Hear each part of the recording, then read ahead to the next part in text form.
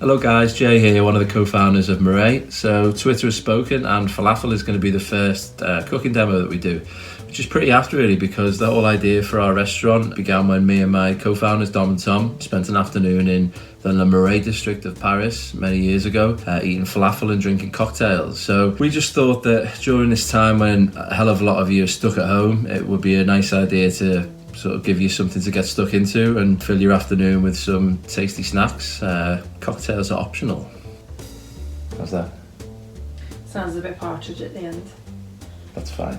Okay guys, so what you're going to need today to make your falafel is 325 grams of dry chickpeas. So the bad news is that you have to soak them overnight, so no falafel today. You're going to have to wait until tomorrow. But get them soaked overnight.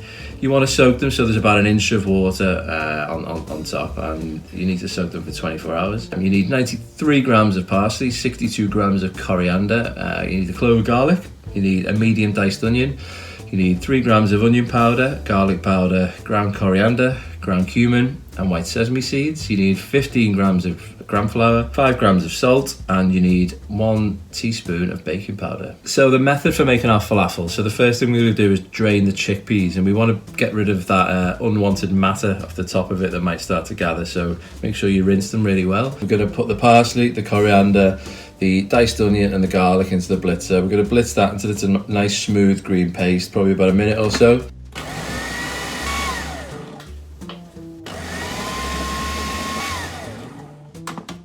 Once we've got that smooth green paste, we're going to add our chickpeas into the blitzer as well. Probably blitz the chickpeas for maybe about 2 minutes or so. May just need to help it along a little bit, the mixture, so you spoon in there and give it a little mix up. And then you can't get the lid back on. Keep your eye on it. You want the little bits of chickpeas still left.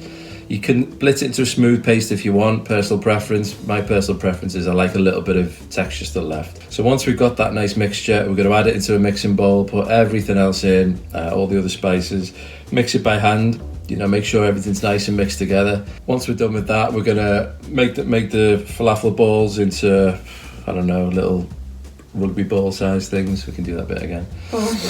Well, if you've got a falafel scoop at home, great, use that. If you haven't, make them into little like rugby shaped balls, something like this.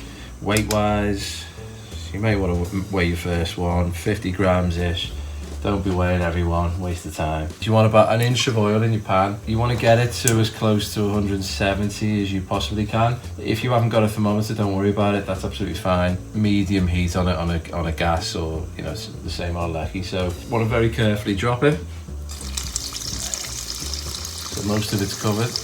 Pan, you don't want your pan too full, obviously, you want a little bit of space between each one. In terms of consistency, you want it so that when you drop it in the pan, stays together, but only just. So you want it, when you're mixing it together, it feels like it almost could fall apart at any minute, but it doesn't. That's the perfect consistency for falafel. So you're looking for your falafel to be nice and brown. Just give it a little turn. Probably used a little bit too much oil here, to be honest. You can, an inch of oil's enough just to cook half of it. Don't be scared of overcooking it either. You want to be getting a nice crunch on the outside. Perfect falafel, crunchy on the outside, nice and nutty and soft on the inside. Right, so this one's pretty much done. I'm not going to crack it open right now because it's going to be too hot. I'm going to put it on some kitchen roll and let it drain for a little bit while we wait for the others to cook. If you've got rock salt, then ideally garnish it with that. I haven't got any in at the minute, run out, couldn't find any in the supermarket, so sea salt's absolutely fine. Thanks very much to my glamorous assistant today, Sarah. Cheers. Cheers.